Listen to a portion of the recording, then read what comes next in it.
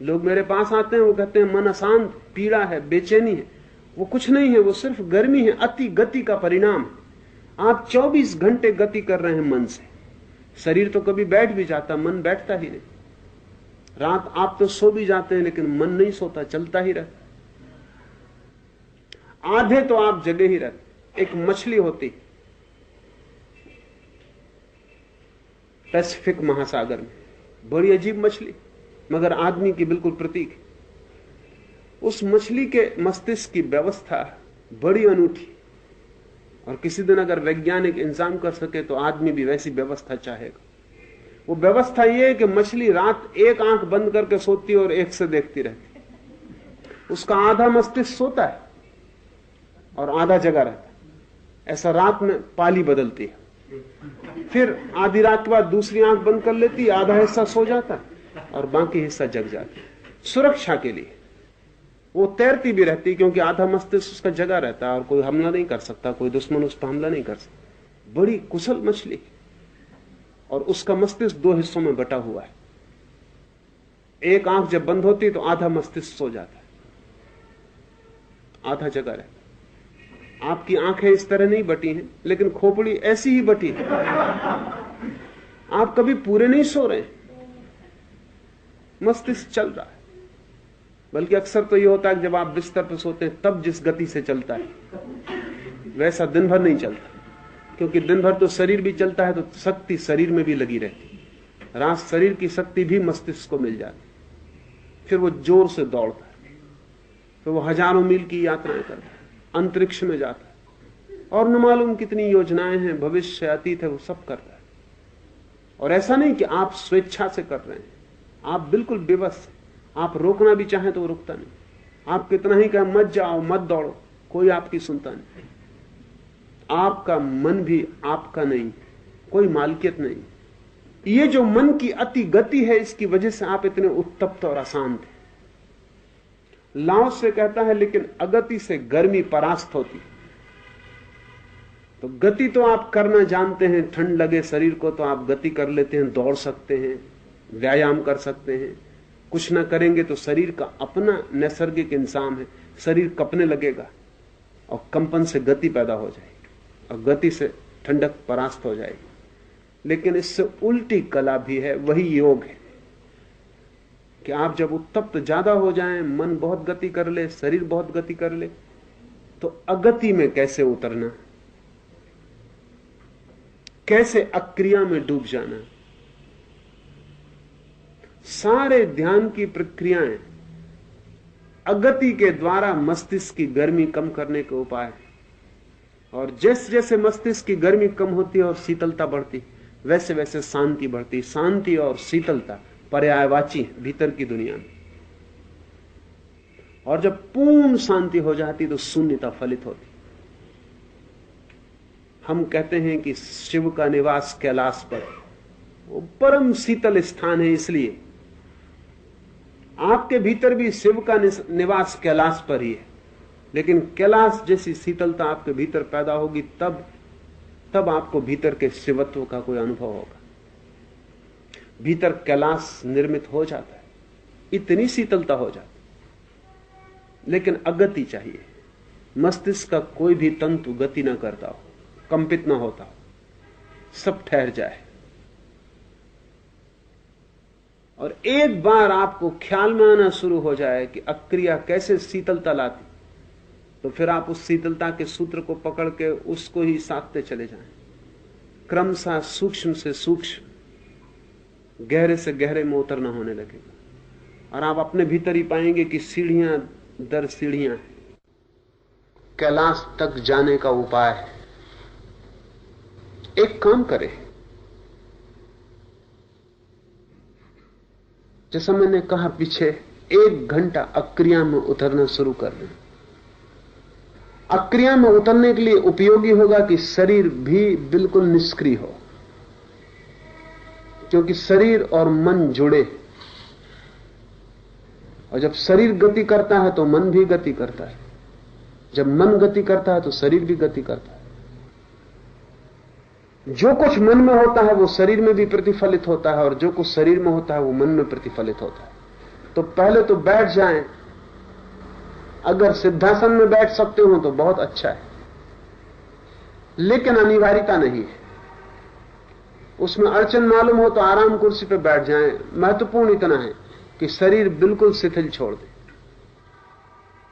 एक 10 मिनट इतना ही भाव करते रहे जैसे शरीर बिल्कुल मुर्दा हो गया। और मैं उठाना भी चाहूं तो हाथ उठेगा नहीं, मैं हिलाना भी चाहूं तो पैर हिलेगा नहीं। शरीर को बिल्कुल ढीला ढीला छोड़ते जाएं। थोड़े ही दिन में सूत्र पकड़ में आ जाता है कि शरीर ढीला छोड़ने से ढीला हो जाता है। जैसे जैसे शरीर ढीला छोड़े वैसे वैसे श्वास को भी धीमा छोड़ दे, क्योंकि श्वास भी जितनी धीमी हो जाए, जितनी कम हो जाए, उतनी गति कम हो जाएगी। देखें, अगर दौड़ते हैं शरीर की गति होती तो श्वास की गति बढ़ जाती। साधारणतः अगर आप 1 मिनट में 12 श्वास ले रहे हैं तो दौड़ेंगे तो 24 श्वास लेने लगेंगे, और तेजी से दौड़ेंगे तो 36 श्वास लेने लगेंगे। श्वास तेज हो जाएगी, झटके से चलेगी, जल्दी आएगी जाएगी। कारण है क्योंकि शरीर को ज्यादा ऑक्सीजन की जरूरत है। जब आप दौड़ रहे हैं तो आप शरीर की ऑक्सीजन पचा रहे हैं, ज्यादा ऑक्सीजन चाहिए तो श्वास तेज चलेगी। जब आप कुर्सी पर बैठ के ढीला छोड़ देंगे या सिद्धासन में बैठ के ढीला छोड़ देंगे तो ठीक दौड़ने से उल्टी घटना घट रही। अगर साधारणतः 1 मिनट में 12 श्वास चलती हैं तो शिथिल बैठने पर 6 श्वास चलेंगे, और शिथिल होते जाएंगे तो 4 श्वास चलेंगे। जो लोग भी शरीर को शिथिल करने की कला जान जाते हैं उनकी 1 मिनट में 4 श्वास चलने लगती। धीमी सी श्वास जाएगी, धीमी से वापस लौट आएगी, क्योंकि शरीर को ऑक्सीजन की जरूरत कम है। शरीर का जो मेटाबॉलिज्म है उसको अब ऑक्सीजन की कोई जरूरत नहीं, धीमी सी श्वास काफी। जब कोई बिल्कुल भीतर शीतल हो जाता तो श्वास ना के बराबर हो जाती। दूसरे आदमी को भी पहचानना हो कि श्वास चल रही है नहीं तो सामने दर्पण रख के पहचाना जा सकता, नहीं तो पता नहीं चलेगी। और खुद तो बिल्कुल पता नहीं चलेगा। मेरे पास कई मित्र आके कहते हैं कि घबराहट होने लगती है कि कहीं श्वास बंद तो नहीं हो गई। घबराएगा कौन अगर बंद हो जाएगी? बिल्कुल मत घबराओ, क्योंकि तुम हो, लेकिन कम हो गई, और इतनी कम हो जाती है कि उसकी पहचान नहीं होती। अल्प, अति अल्प चलती। कभी कभी ऐसे क्षण आते हैं जब भीतर ठीक केंद्र पर कोई पहुंचता है शीतलता के, तो श्वास बिल्कुल ठहर जाती। उस एक क्षण में ही आपको इतनी भीतर शीतलता की प्रतीति होगी जैसे हिमालय पर आ गए। बाहर के हिमालय की खोज से कुछ बहुत होने वाला नहीं, भीतर का हिमालय चाहिए। शरीर को छोड़ के फिर श्वास को धीमा छोड़, और श्वास के साथ भाव करते जाएं कि कम होती जा रही, कम होती जा रही, कम होती जा रही। थोड़ी देर में आप पाएंगे कि शरीर विश्राम की हालत में आ गया और मन में एक शांति और ताजगी मालूम होने लगी। अब इस शांति के सूत्र को पकड़ लें और भीतर भी इसी धारणा को गहराते जाएं कि शांत होते जा रहे हैं। शाब्दिक रूप से नहीं, अनुभव के रूप से। वो जो आपको अनुभव हो रहा है, संवेदना हो रही शांति की, आनंद की, उसको पकड़ लें और सिर्फ उसको गहराते जाएं। शुरू में कठिन होगा, और मैं कह रहा हूं इतने से समझ में नहीं आ जाएगा, लेकिन करेंगे तो बिल्कुल आ जाएगा। कुछ ही दिन में आपके पास वो भीतरी कुंजी हो जाएगी जिससे जब आप चाहें शिथिल और शांत होकर अगति में उतर जाएं। और जब आप पूरी अगति में उतर जाते हैं तो आप बिल्कुल ताजे होकर वापस लौटेंगे। ये ताजगी नींद से भी गहरी होगी। नींद इतनी गहरी नहीं जाती। हमने इस मुल्क में मन की, साधारण मन की 3 अवस्थाएं मानी: जागृत, स्वप्न और सुसुप्ति। सुसुप्ति तक हम पहुंचते हैं जब स्वप्न नहीं होता। चौथी अवस्था हमने तुरी मानी। तुरी वो अवस्था है जिसमें अगति में, ध्यान में आदमी पहुंचता है। वो सुसुप्ति से भी गहरी। नींद में जैसे शरीर ताजा हो जाता है, नया हो जाता है, सुबह आप अनुभव करते हैं कि शक्ति वापस लौट आई, जो सेल्स टूट गए थे, कोष्ठ मिट गए थे, वो पुनः निर्मित हो गए, शरीर फिर जवान। जो थकान, जो जो यंत्र में खराबियां आ गई थी रात के विश्राम ने उनको फिर ठीक कर दिया। ठीक चौथे चरण में, तुरी में पहुंचकर, इस अगति में पहुंचकर ऐसा ही मन भी ताजा हो जाता है और बड़े गहरे स्रोत से सारे शरीर की जो भी विकृति है, मन की जो भी बेचैनी है, जहां जहां व्यर्थ का कूड़ा करकट और कचरा इकट्ठा है, वो सब समाप्त हो जाता है, तिरोहित हो जाता है। जब आप वहां से वापस आते हैं तो आप इस शरीर को, इस जगत को बिल्कुल दूसरी आंख और दूसरे ढंग से देखेंगे और पहचानेंगे। इस गति के जगत से अगति के जगत में उतरने की कला जो सीख ले और निरंतर गति से अगति में जाए, अगति से फिर गति में लौट आए, और जैसे दिन और रात होते ऐसा गति और अगति में संतुलन साध ले, तो लाओस से कहता है कि जो दो अतियों के बीच संतुलन और संगीत को पकड़ लेता है, वो परम ताओ को, परम स्वभाव को उपलब्ध हो जाता है। अगति में जाने का यह अर्थ नहीं है कि फिर आप अगति में ही बैठे रहें। अगति में जाने का यही अर्थ है कि आप वापस गति में लौट आए, सारी ताजगी और सारे आनंद को लेकर। धीरे धीरे क्रिया करते हुए भी भीतर अक्रिया बनी रहेगी, धीरे धीरे काम करते हुए भी भीतर बिल्कुल कोई काम नहीं होगा। आप दौड़ते रहेंगे और भीतर कोई भी नहीं दौड़ेगा, भीतर सब ठहरा रहेगा। जिस दिन दोनों बातें एक साथ सध जाती हैं, उस दिन मुक्ति फलित हो जाती है। दो तरह के लोग, और लाओस से चाहता है आप तीसरे तरह के व्यक्ति हो। एक तो वे लोग हैं जो गति में पड़े और अगति में नहीं जा सकते। कुछ इनमें से ही भाग के अगति में चले जाते हैं तो गति से डरने लगते हैं, फिर वो जंगल में छिप जाते हैं, गुफा में बैठ जाते हैं। फिर वो भयभीत होते हैं कि अगर हम यहां से बाहर निकले तो गति फिर पकड़ लेगी। ये दोनों एक जैसे लोग हैं, इन्होंने जीवन के एक पहलू को पकड़ लिया, लेकिन ये दोनों दरिद्र हैं, क्योंकि समृद्धि उसी के पास होती जिसके पास जीवन के दोनों पहलू होते। जो अगति में उतर सकता है और गति में आ सकता है निर्भीक, उसको अगति के खोने का कोई डर नहीं, वो संपदा उसकी भीतरी है। जो युद्ध के मैदान पे भी खड़ा हो सकता है और जिसके ध्यान में रत्ती भर फर्क नहीं पड़ेगा, जो दुकान पे बैठ सकता है और जिसके मंदिर में इससे कोई हलचल नहीं आती। जब कोई व्यक्ति इन दोनों में आता है, जाता है, धीरे धीरे धीरे इतना सहज हो जाती है ये घटना, जैसे अपने मकान के बाहर आना और भीतर जाना, बाहर आना और भीतर जाना।